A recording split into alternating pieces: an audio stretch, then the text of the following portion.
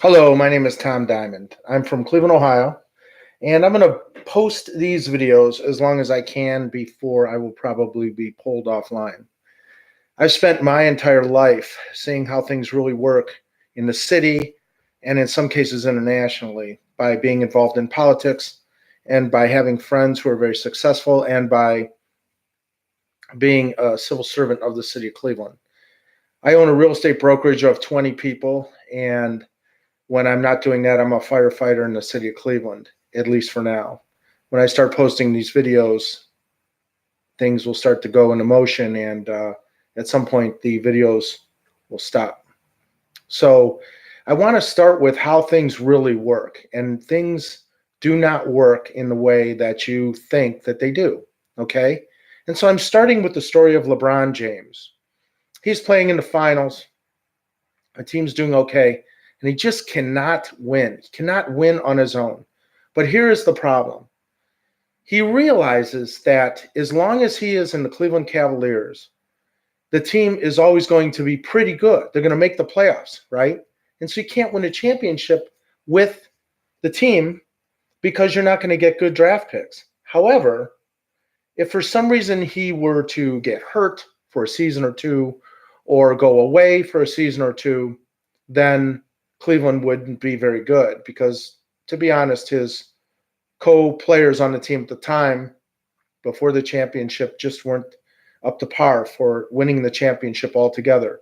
There were just too many good teams like the Miami Heat at the time and the Spurs. And so what happened was that LeBron got together, I believe, with the owners, and they said, well, what do we want to do? I said, well, here's what we're going to do. My contract is up. I'm going to leave Cleveland, go somewhere else. I want a championship, and I want to have a little bit of fun as a young multimillionaire. And so they cut this deal. LeBron's going to let his contract run out.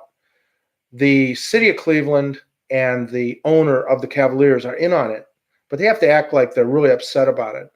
And what they're going to do is he goes to Miami. He gets to have a good time partying in Miami, buys a beautiful home, he goes out clubbing, and gets his championship ring. In the meantime, the Cavaliers aren't very good. And the Cavaliers get a really good draft pick, and this is the result of Kyrie. Kyrie comes to Cleveland, some other picks come to Cleveland, then LeBron's contract is up with Miami. LeBron comes back, and they win a championship. And Bob's your uncle. This is all great for Cleveland, and Cleveland deserves it, to be honest. We've suffered enough. It was a great thing, but it was planned, and it was a strategy. That's what people don't realize. Now, why am I telling this beautiful story about LeBron James and the city of Cleveland, the mayor of Cleveland, and the owner of the Cavs all working together to actually have him leave Cleveland? The reason is because this is how things really work. We, the public, rarely understand how things really work. I have friends who are very wealthy. I have relatives who are very successful and work in the media. I have met people who are billionaires. I have met governors and presidents through my job for the city of Cleveland and through friends and family, and only been able to talk to them briefly at different periods of time. And what I have picked up over the decades is that, one, what a politician tells you is rarely what's really happening. In fact, it's more likely that he's going to send you off in another direction. Trump is a master of this. And no, the media just doesn't know. They're chasing their tail. And they can't tell you the truth anyway when they do know. Because, like Jack Nicholson says, you really can't handle the truth. But the problem now is that truth is hurting the average American. And it's time to start getting out there and telling people what is going on. Now, LeBron leaving Cleveland and the strategy was relatively innocent. And it worked great for the city of Cleveland, and everyone was happy, right?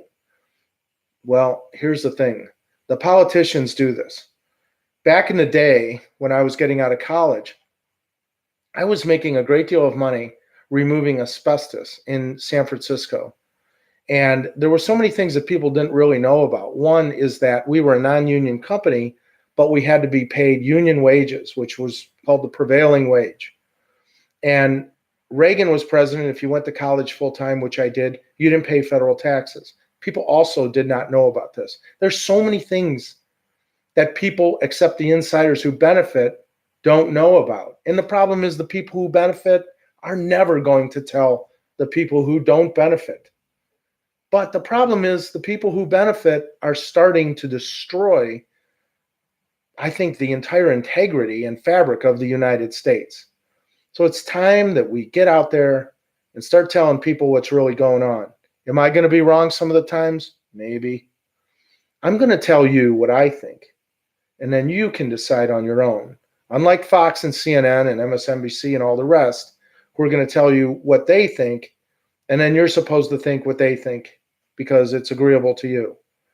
I'm going to tell you as much as I can, as factually as I can, and then I'm going to tell you my opinion, and I'll tell you it's my opinion.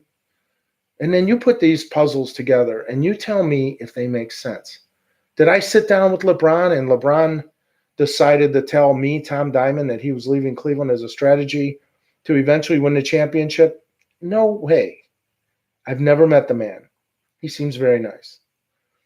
But when you put some parts and pieces together, and there are players who I have talked to at my gym, overheard at the gym, there's things that I've seen and heard about from different other people that correlate, then it all kind of comes together and it's like, oh, wow.